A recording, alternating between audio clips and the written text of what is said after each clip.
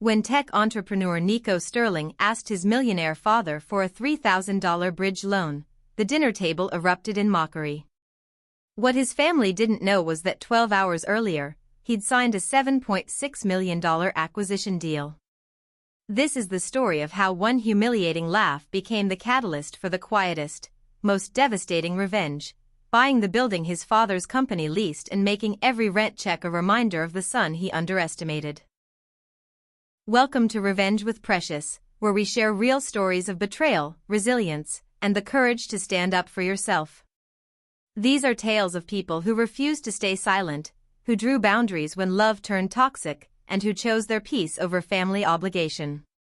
If you've ever felt invisible in your own family, these stories are for you. If you're new here, don't forget to subscribe and hit the notification bell so you never miss a story that might change how you see your own life. Please, watch till the end.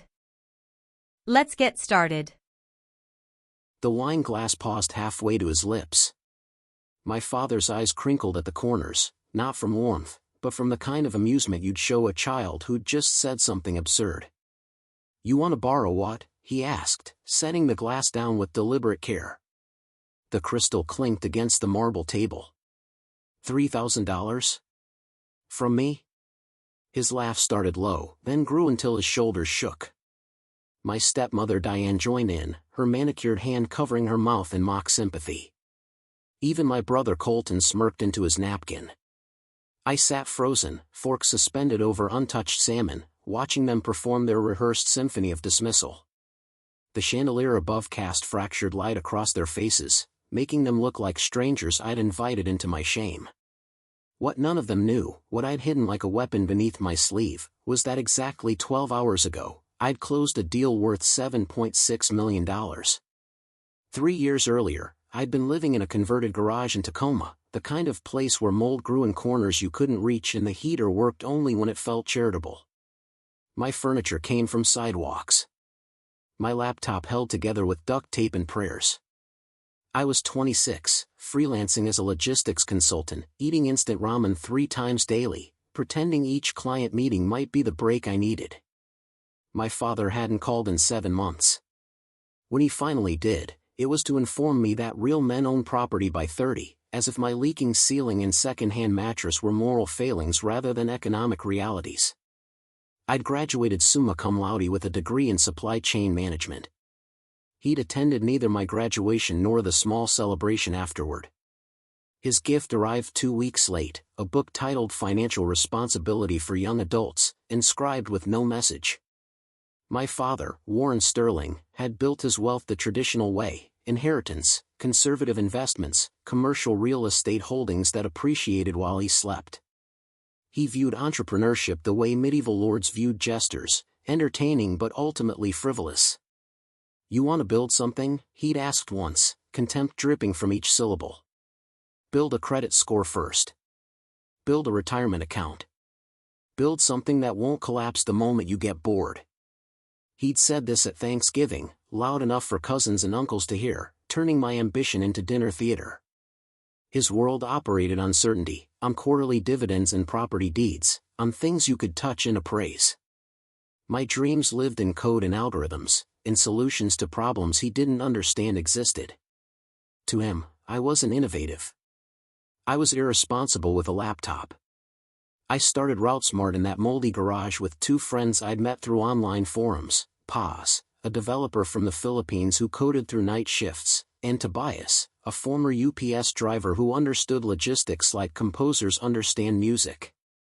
We built a routing optimization app for small delivery businesses. The company's too small for major software contracts but too large for Excel spreadsheets.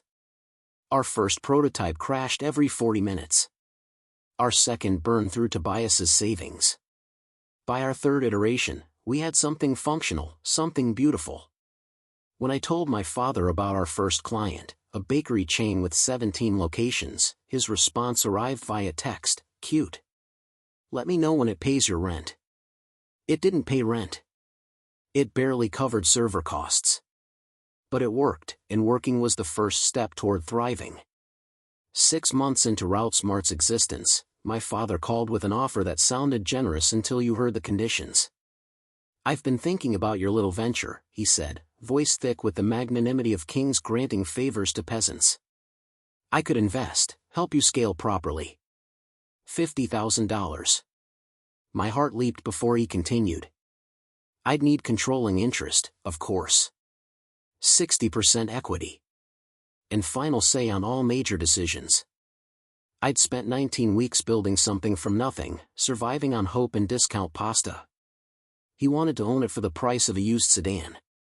When I declined, his disappointment felt rehearsed. "I'm trying to help you, Niko. But if you're too proud to accept guidance from someone who actually understands business." He told relatives I'd refused a generous opportunity. At Christmas, Aunt Felicity asked why I was afraid of success. Failure became his favorite anecdote.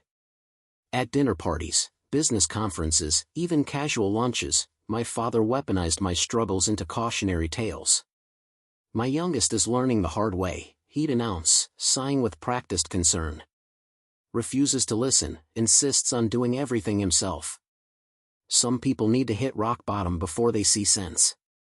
He never mentioned the clients we'd gained, the positive reviews accumulating slowly but steadily, the fact that RouteSmart had been featured in a regional business journal's Startups to Watch section.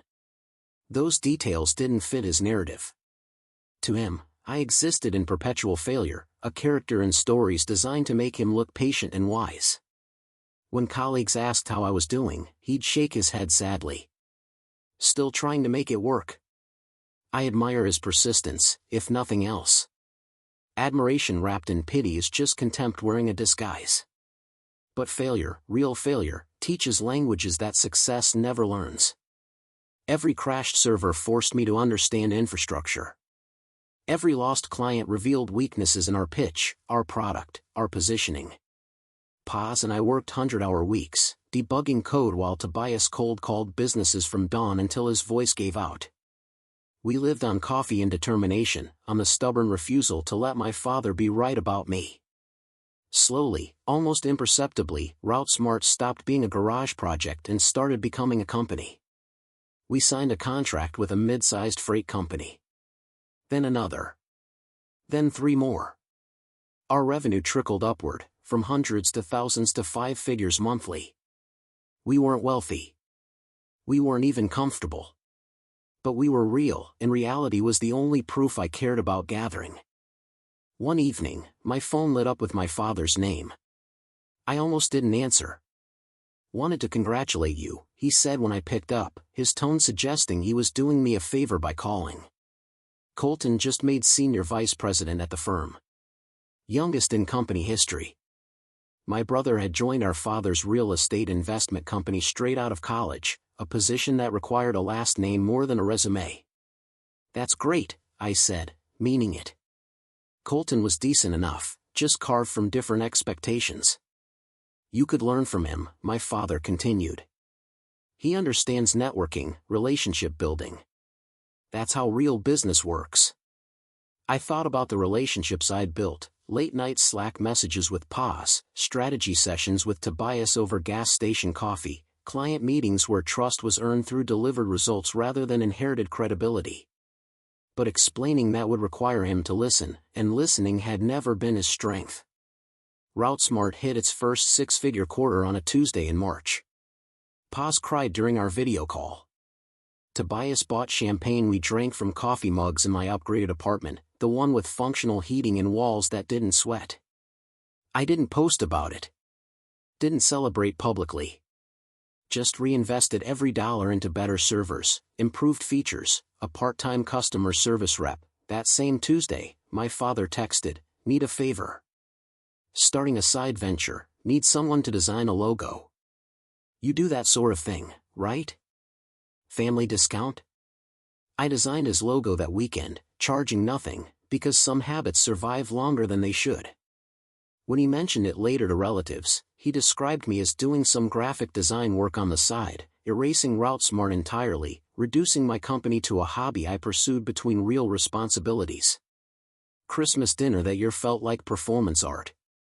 my father held court at the head of the table, recounting Colton's achievements with the pride of a curator displaying his finest acquisition.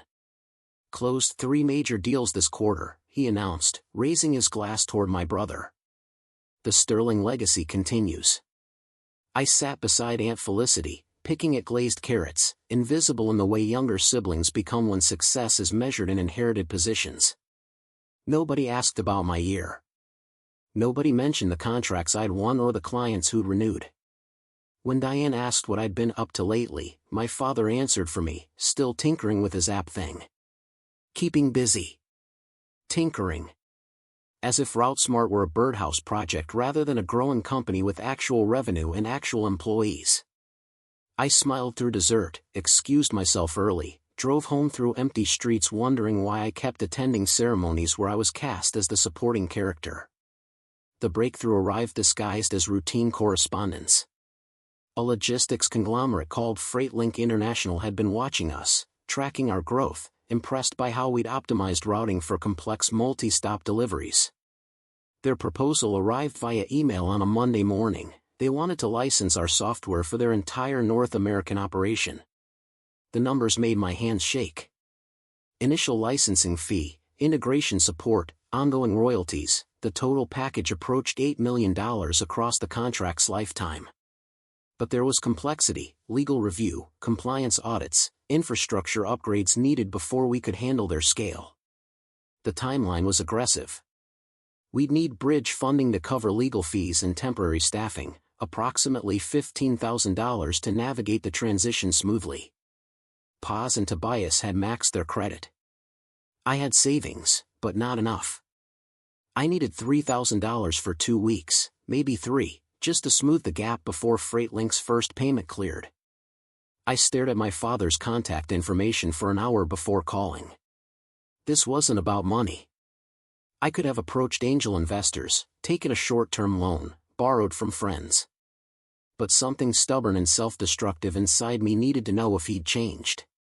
If success, even modest success, had shifted his perception of me from disappointment to human being. If, after years of dismissal, he could show up when I asked for help, not as a savior but as a father. I told myself I was being strategic, testing his character before deciding whether to maintain our relationship long-term. The truth was simpler and sadder. I wanted him to choose me, just once, without conditions or contempt. I wanted proof that his love existed somewhere beneath the performance of parenting he'd perfected for audiences. He answered on the 4th ring. Background noise suggested a gathering, laughter and conversation weaving through his greeting. "Niko? Everything all right?" His tone already suggested inconvenience. I kept my voice steady. "Hey, Dad. Sorry to interrupt. I have a business opportunity closing soon, but there's a timing gap with payments. Could I borrow $3,000 for a few weeks? I'll pay you back with interest." Silence stretched between us like frozen lakes before the thaw. Then came the sound I'd recognize anywhere, his laugh, the one reserved for jokes too absurd to take seriously. "You? Want to borrow money?" More laughter. "Niko, come on. What's this for, another one of your projects? You know how those usually end." Voices in the background joined his amusement. I heard Diane say something I couldn't distinguish. Someone else laughed. I felt my chest tighten, that familiar burn of humiliation warming my face despite being alone. "I'm serious," I said, quieter now. "It's legitimate, just a cash flow timing issue." He sighed, the sound of patience exhausted. "Son, I love you, but you've got to stop chasing these fantasies. $3,000 might not sound like much to you, but it's real money. Money I've worked hard to build. I can't just throw it at every idea you have." I wanted to tell him about FreightLink.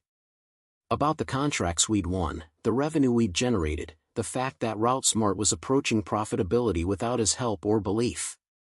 But something stopped me, maybe pride, maybe curiosity about how far his dismissal would go. "Forget it," I said. "Sorry I asked." Before hanging up, I heard him say to someone nearby, still dreaming big, can't fault his optimism, even if it's completely detached from reality. The call ended.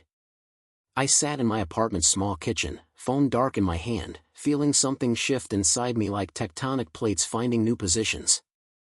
That night, I couldn't sleep. Not from anger but from clarity, the kind that arrives when illusions finally shatter completely. For years, I'd been operating under the assumption that achievement would bridge the gap between us. That if I succeeded loudly enough, visibly enough, he'd finally see me as worthy of respect. But his laughter had revealed a simpler truth: he didn't want me to succeed. My success would invalidate his narrative, would prove that his way, his path, his traditional approach wasn't the only route to legitimacy. My failure served a purpose in his story. My triumph would render him irrelevant. Around 3 a.m, I opened my laptop and reviewed the FreightLink contract one more time. The deal was real. The numbers were real. And in approximately 9 hours, I'd signed papers that would transform RouteSmart from scrappy startup to legitimate enterprise.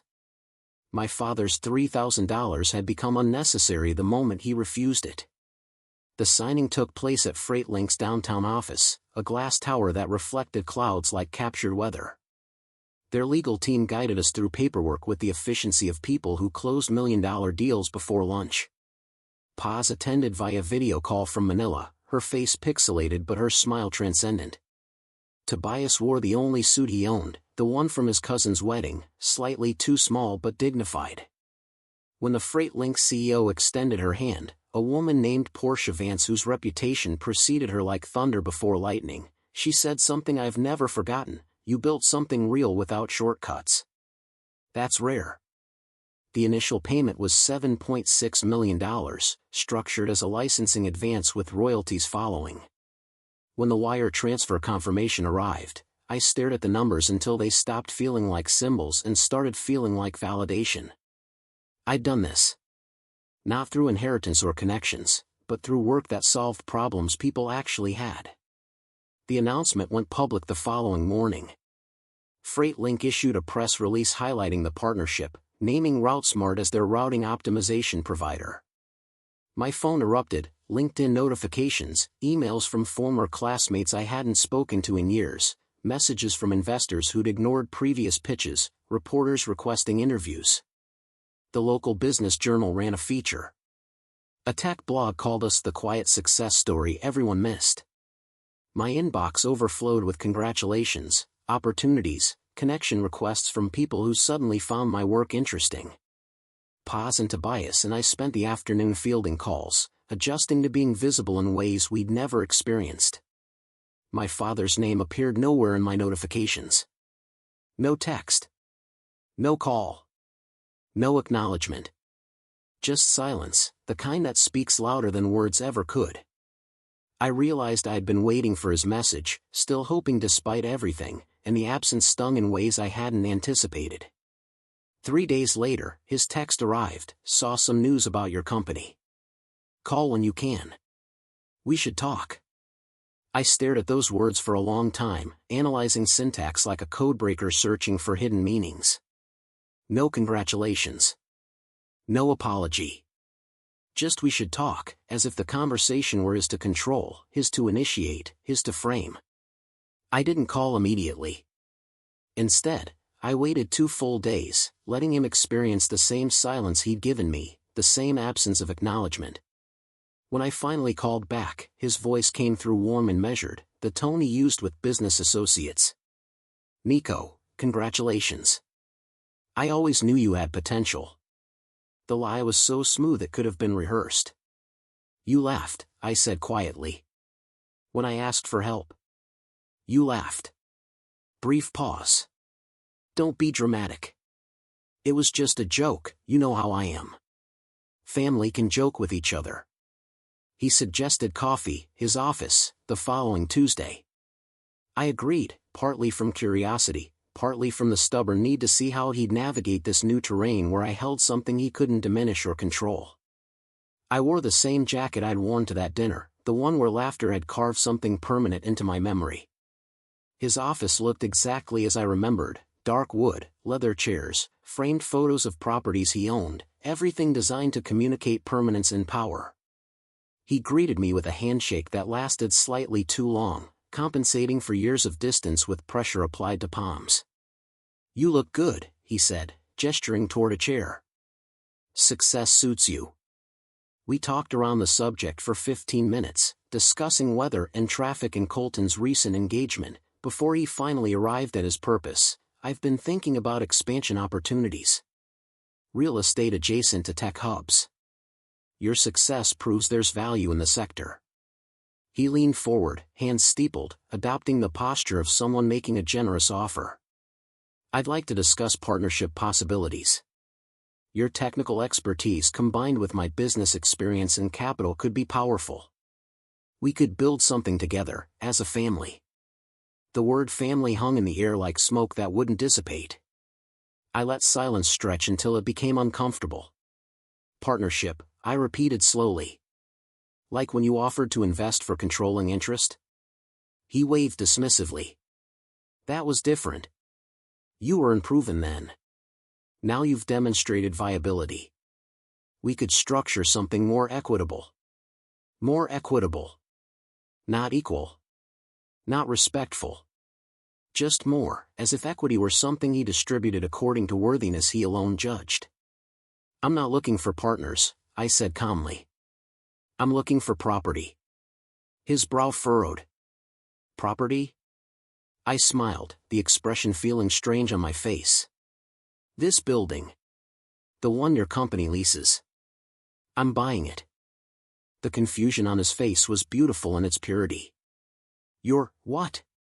I pulled out my phone, showed him the preliminary purchase agreement I had signed that morning. The building belonged to an investment group looking to liquidate holdings. My offer had been accepted 3 hours before this meeting. "You're buying your father's building," he said slowly, testing the words as if they might change meaning. "I'm buying a property in a good location," I corrected. "Your lease will remain intact. Standard renewal terms. Nothing predatory. Just business." His face cycled through emotions too quickly to name: shock, anger, confusion, something that might have been respect. "Why?" he asked finally. I considered several answers before choosing honesty. "Because I can. And because every rent check you write will remind both of us what potential looks like when someone believes in it." He didn't respond immediately, just stared at the purchase agreement on my phone like it was written in a language he couldn't quite translate. The sale closed quietly over 6 weeks, processed through lawyers and banks with the cold efficiency of transactions that involve large numbers but little emotion. I didn't announce it publicly. Didn't post celebratory photos or send press releases. Just signed papers and became the landlord to the man who'd spent my lifetime treating my dreams like hobbies, my work like practice for eventually giving up. His company's lease had 2 years remaining. I honored every term, didn't raise rent, didn't impose new restrictions. The building manager never changed. The only difference was the name on the ownership documents and the account receiving monthly payments. Some acts of proving yourself don't require announcements. They require patience and the willingness to let time do the talking. Every month, when his accountant processed the rent check, my name appeared on the transaction. Every month, that reminder arrived without fanfare or explanation, just persistent truth. Months passed before the next family gathering, Aunt Felicity's birthday celebration at an upscale restaurant downtown. I arrived late, slipping into an empty seat between cousins I barely knew. My father sat at the head of the table, holding court as usual, telling stories about property acquisitions and market predictions. When he noticed me, he raised his glass slightly in acknowledgement. "Niko, glad you could make it." Colton asked about Route Smart, and I gave brief updates: expansion plans, new clients, the Freight Link partnership exceeding projections. My father listened without interrupting, an unusual restraint I couldn't quite interpret. Later, during dessert, he made a joke about me finally figuring out how business works, the kind of comment designed to reclaim narrative control, to reposition himself as the knowing elder dispensing wisdom. But this time, nobody laughed. Aunt Felicity smiled at me warmly. Cousin Darren asked genuine questions about scaling software companies. The table's attention had shifted in ways my father couldn't redirect through charisma or volume. Respect doesn't always announce itself with trumpets and proclamations. Sometimes it walks in quietly, changing the air pressure in rooms, making people listen differently when you speak. After dinner, my father approached me in the parking lot, keys in hand, the evening cool enough to see breath. "You've done well," he said, the words seemingly difficult for him. "Better than I expected." I could have been gracious. Could have accepted the compliment and moved toward reconciliation. Instead, I said, "I learned a lot from you." He looked almost pleased until I continued. "I learned what not to do. How not to treat people who ask for help. How not to measure worth." His expression hardened slightly, but he didn't walk away. "That's harsh." I shrugged. "It's honest. You wanted me to learn business. I learned. Just not the lessons you were trying to teach." We stood there in the parking lot silence, two men separated by years of disappointment and different definitions of success, and for the first time, I felt no need to bridge that distance. A year later, I visited the family house for the first time in months. Diane greeted me warmly, asked about Paz and Tobias, admired photos of our new office space downtown. Colton congratulated me on Route Smart's expansion into European markets, genuine in ways that surprised me. My father appeared last, descending the stairs with measured steps, looking somehow smaller than I remembered. "Niko," he said simply. We shook hands. Diane served coffee in the sitting room, the space filled with afternoon light that made dust visible in the air. My father and I talked carefully, discussing neutral topics, avoiding the weight between us. Before I left, he walked me to my car. "I'm proud of you," he said, the words sounding rehearsed but not entirely insincere. I nodded. "Thank you." He paused, searching for something else to say, something that might repair what years had broken. I saved him the effort. "I appreciate that," I said. "But I stopped needing your pride about the same time you stopped believing I'd earn it." I got in my car and drove away, watching him shrink in the rearview mirror. And for the first time since that dinner where laughter had cut deeper than any blade, I felt something close to peace. Not because he'd changed, but because I had. Thank you for watching this story. If moments like these resonate with you, if you've ever had to choose yourself over people who couldn't see you, then you're not alone. We share stories like this every single day, real accounts of people who found their voice, set their boundaries, and walked into the life they deserved. Subscribe so you never miss next upload, and share your own story in the comments below. Your words might be exactly what someone else needs to hear today. Compliments of the season. I love you all.